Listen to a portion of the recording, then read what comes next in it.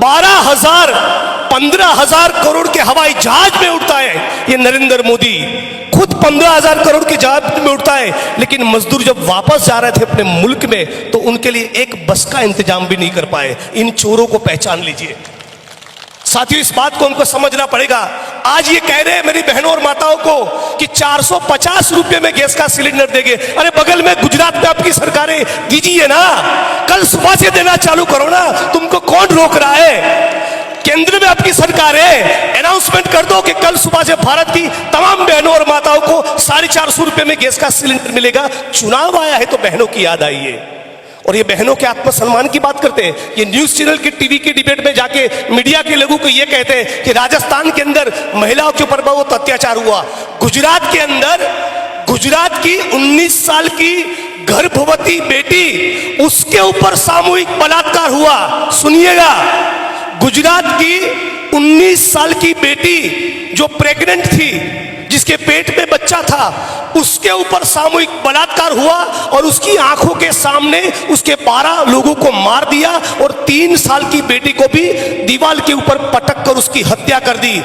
इस बेटी के ऊपर बलात्कार करने वाले आरएसएस और भाजपा के तमाम लोगों को मोदी और भाजपा की सरकार ने जेल से छोड़ा, उनके स्वागत सम्मान का कार्यक्रम रखा, उनके लिए ढोल नगाड़े बजाए, अबील गुलाल उड़ाए और उनको मिठाई और लड्डू खिलाए। ये किस मुंह से महिला सम्मान की बात करते हैं? मणिपुर के ऊपर, मणिपुर और मिजोरम जहां पर चुनाव है, क्यों अमित शाह नहीं जा रहे? वहां 56 इंच का सीना क्यों नहीं जा रहा है? वहां मोदी साहब को जाना चाहिए ना। लेकिन मणिपुर में जब हमारी बहनों को नग्न कर पे सड़क पे घुमाया गया तब मोदी साहब एक शब्द नहीं बोले। जब बिल्किस बानो के बलात्कारियों को गुजरात की भाजपा सरकार ने छोड़ दिया तब मोदी साहब एक शब्द भी नहीं बोले। कुश्ती करने वाली हमारी बहनें बलात्कार की शिकायत लेकर महीनों तक दिल्ली की सड़कों पर बैठी रहे, तब मोदी साहब कुछ नहीं बोले। और इसलिए कहना चाहता हूं, आपका कोई अधिकार नहीं बनता कि महिलाओं की बात करें। भारत माता की जय का नारा लगाते हैं और बलात्कार करने वाले लोगों के समर्थन में रैलियां निकालते हैं। शर्म से डूब बनना चाहिए भाजपा वालों। और भारत माता से अतुल भाई की एक बात मुझे याद आ रही है, जब देश में स्वतंत्रता का आंदोलन चल रहा था, ज्योतिबा फुले, रामास्वामी पेरियार, डॉक्टर बाबा साहब अंबेडकर, शहीद आजम भगत सिंह, सुखदेव, राजगुरु, अशफाक उल्ला खान, राम प्रसाद बिस्मिल, चंद्रशेखर आजाद, सुभाष चंद्र बोस, ये तमाम लोग, गांधी, सरदार पटेल, मौलाना आजाद, सभी जाति और धर्म के लोग जब स्वतंत्रता के आंदोलन में हिस्सा ले रहे थे, अपने बलिदान देने को तैयार थे, 23 साल की छोटी सी उम्र में भगत सिंह फांसी के तख्ते पर चढ़ गए, तब ये आरएसएस और भाजपा के लोग क्या कर रहे थे?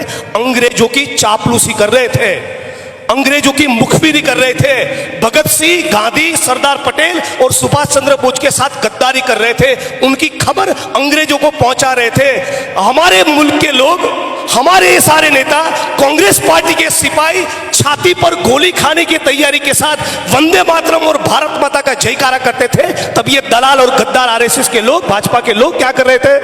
तब वो अंग्रेजों का पेंशन खा रहे थे, पेंशन। हम जब लोग गोली खाने को तैयार थे तब ये लोग पेंशन खा रहे थे। और ये लोग सड़क पर निकलकर हम लोगों को सिखाए कि राष्ट्रवाद क्या होता है। चाइना हमारी छाती पर चढ़कर बैठा है, हमारे इलाके के अंदर सड़कें बना दी, इंफ्रास्ट्रक्चर खड़ा कर दिया, गांव के गांव बसा दिए, 4600 वर्ग किलोमीटर जमीन चाइना भारत की हड़प करके बैठा है। और ये चोर बाहर जाके विदेश में ये कहता है कि चाइना ने हमारी 1 इंच जमीन नहीं ली। बड़े निकम्मे हो यार। तो साथियों, इनकी राजनीति को समझना होगा। आप तमाम लोगों का चेहरे का नूर ये कहता है, फुलेरा का चुनाव तो आप जीत चुके हैं, लेकिन फिर भी आप तमाम साथियों को ये कहना चाहता हूं, ये स्वतंत्रता के आंदोलन का दूसरा अध्याय चल रहा है। ये भाजपा के लोग, मोदी, अमित शाह वगैरह भारत के संविधान को कुचलना चाहते हैं, भारत के संविधान को खत्म करना चाहते हैं। वो ओबीसी की जनगणना भी नहीं करना चाहते, न किसान करना चाहते। इन तमाम मुद्दों के ऊपर अपना ध्यान रखिएगा। मोदी साहब आएंगे, झूठ बोलेंगे, मंदिर मस्जिद की बात करेंगे, बहकाने की कोशिश करेंगे, लेकिन आपको उस विद्याधर चौधरी को याद करना है जो अपनी सड़क पर उतरता था और कहता था कि हर कीमत पर यहां जिला बनना चाहिए, जो आपकी जिले की लड़ाई लड़े हैं, जो सभी जाति धर्म के लोगों को साथ लगते चले।